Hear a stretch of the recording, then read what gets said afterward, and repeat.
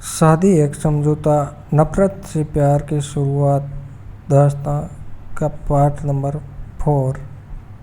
अक्षित की car cafe के बाहर रुकती है और वो कार से बाहर आता है। वो खुद से ही बोला, मुझे ऐसा क्यों लग रहा है जैसे आज कुछ होने वाला है।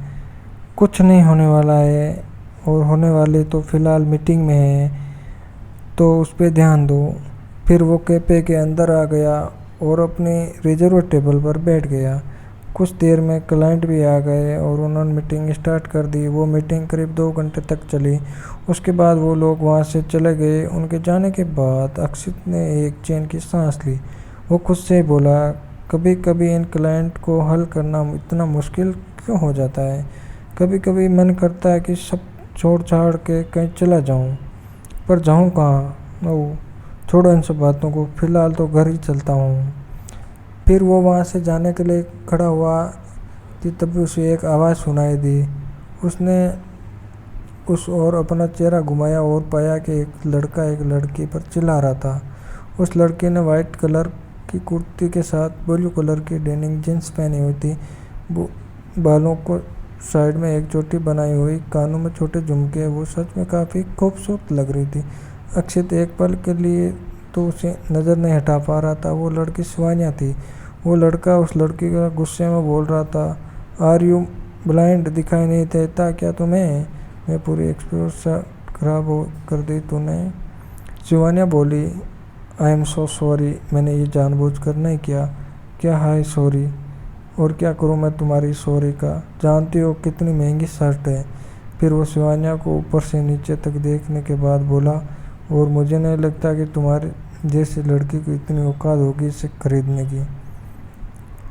उस लड़के की बातों को सुनकर अक्षित को गुस्सा आने लगा था। कोई ऐसा कैसे कर सकता है, वो भी एक शर्ट के लिए। वो वहाँ जाने ही वाला था कि तभी किसी ने उस लड़के की ओर एक ज़ोरदार थप्पड़ मार दिया। वो इतनी ज़ोर से मारा था कि उसके चेहरे पर अंगुलियों के निशान आ गए थे। वहाँ मौजूद सब लोग हैरान रह गए। वो लड़की तनिषा थी। लड़का आगे कुछ कहता उससे पहले ही तनिषा ने कहा, हिम्मत कैसे हुई तुम्हारी मेरी दोस्त से इस तरह की बात करने की। उसने कहा, ना कि गलती से हुआ, फिर इतना गुस्सा क्यों आ रहा है तुम्हें। कहीं ऐसा तो नहीं है कि अपने किसी अमीर दोस्त की शर्ट पहनकर आए हो या कहीं से किराए पर ली है, क्योंकि औकात तो तुम्हारी भी नहीं लगती उसे खरीदने की। उसकी बात सुनकर उस लड़के ने अपने हाथ की मुट्ठी बना ली और उसके चेहरा गुस्से से लाल हो गया था, और कई लोग अपनी हंसी छुपाने की कोशिश कर रहे थे। अक्षित के मन में कहा, वाह you that cold service reply. Tanisha ने फिर आगे कहा, और क्या कहा, औकात। हाँ, तो औकात तो इसकी इतनी है कि अभी ऐसे 10 शर्ट खरीद ले समझा। फिर उसने अपने पर्स में से पैसे निकालकर उसके मुंह पर मारते हुए कहा, ले लेना एक नई शर्ट, और हो सके तो इसे थोड़ी बेटर भी ले लेना। इतना कहकर वो शिवानिया को लेकर कैफे में आ गई।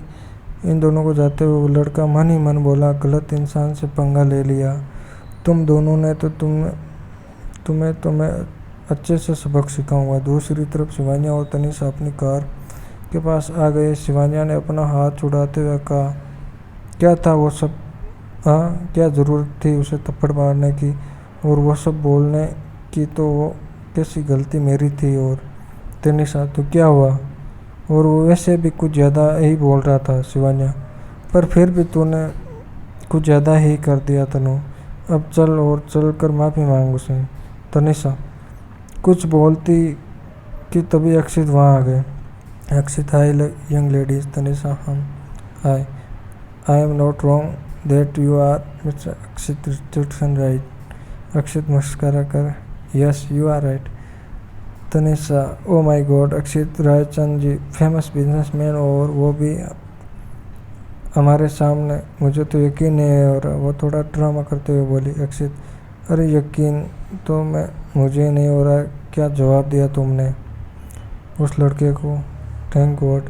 तनिषा शिवानिया की तरफ देखते हुए देखा, मैंने कहा था ना कि मैंने कुछ गलत नहीं कहा। फिर उसने अक्षित की तरफ देखते हुए कहा, तुम्हें पता है ये मुझे उससे माफ़ी मांगने के लिए बोल रही थी क्यों कि इसको लगता है कि मैंने कुछ ज़्यादा ही कर दिया। अक्षित: अरे बिल्कुल नहीं, इनफैक्ट तुमने जो किया ठीक किया। वो किसी को भी कुछ कहने से पहले 100 बार सोचेगा। ये बोलकर वो हंसने लगा। उसके साथ भी तनिषा भी हंसने लगी। अक्षित: बाय द वे, तुम्हारा नाम? तनिषा शर्मा, और मैं एक वेडिंग प्लानर हूँ। उसने अक्षित को हाथ मिलाते हुए कहा। Akshit: nice to meet you miss Tanisha and miss. फिर अक्षित ने शिवान्या की तरफ देखा जो कब से चुपचाप खड़ी थी। अक्षित को अपनी तरफ देख पाकर शिवान्या ने कहा, शिवान्या, आहूजा। उसकी बात सुनकर अक्षित के मन में एक ख्याल आया, आहूजा, कहीं ये रिद्धिमा तो नहीं ऐसे तो कितने लोग होते हैं, फिर सरनेम एक जैसे होते हैं। Akshit: nice to meet you Shivanya, same here. Akshit: पर मुझे ऐसा लग तो नहीं रहा कि अक्षित की बात को शिवान्या ने इधर उधर देखते हुए कहा। नहीं, ऐसी कोई बात नहीं। अक्षित ने मुझे इस तरफ देखकर मुस्कुरा दिया। तनिषा: यह ना ऐसी ही है, इसे लोगों से ज़्यादा मिलना जुलना पसंद नहीं है। अक्षित: हाँ, वैसे शायद मुझे तुम्हारी ज़रूरत पड़ सकती है, उसने तनिषा की तरफ देखते हुए कहा। तनिषा: मेरी ज़रूरत वो कैसे? फिर थोड़ा रुक कर लेट नहीं गया गेस, कहीं तुम शादी वादी तो नहीं करने वाले ना? अक्षित: हाँ, ऐसा ही कुछ समझो। तनिषा: क्या रियली? ओ माय गॉड, अगर ऐसा हुआ ना तो बाय गॉड गजब, तुम्हारी शादी नहीं करने वाला। अक्षित: हाँ, कुछ समझो। फिर तुरंत पीछे कर लिया। कहीं तुम मजाक तो नहीं कर रहे हो ना? अक्षित उसके हाथ में कार्ड लेते हुए कहा, बिल्कुल नहीं, और हाँ, शादी प्लान करने का कॉन्ट्रैक्ट तुम्हारा। तनिषा खुशी से नाचने लगी और उसने शिवान्या को गले लगाते हुए कहा, thank you so much Shiv. Akshit: ये बात क्या हुई? कॉन्ट्रैक्ट मैंने दिया, थैंक यू इसे।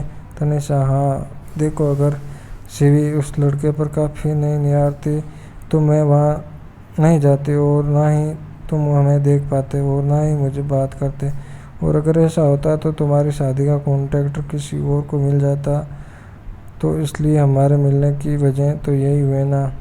उसकी बात सुनकर दोनों एक दूसरे की तरफ तनिषा को देखने लगे।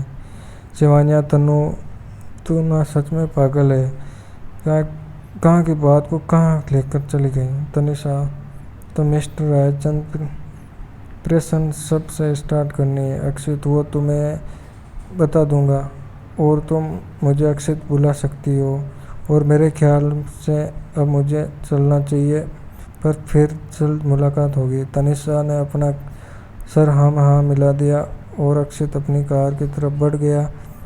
उसने जाने के बाद शिवान्या ने तनिषा को गले लगा लिया और कहा, I am so happy for you.